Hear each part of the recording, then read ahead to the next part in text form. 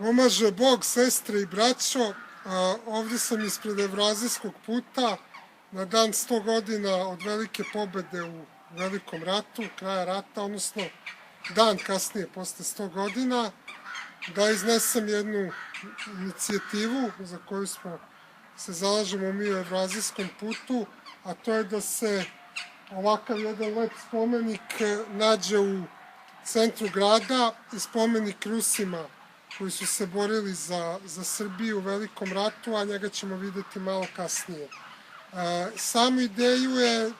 dao Božidar Mitrović iz Pokreta ustavobranitelja, s tim što ne znamo da li je on to nekome pisao, kako je predstavio.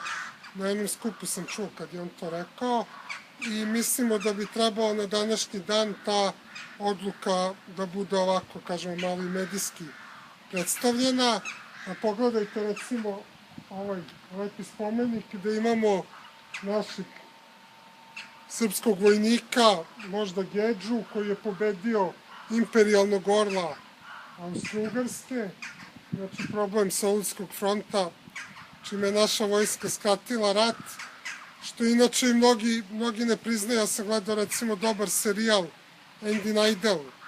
na YouTube-u, da se taj srpski doprinos posebno na kraju jedva i pominje. Ali što kad ga i mi ne cenimo sami sebe,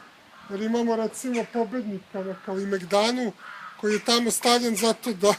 ne bi sablažnjavao gospođe tada, znači ne da se dobro vidi nego dalje od pogleda, ali je to sada popularna lokacija i tamo ljudi mogu da gledaju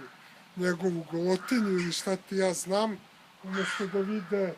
ovakav jedan spomenik koji bi isto mogao da se zove pobednik i primereniji je našoj istoriji i tradiciji.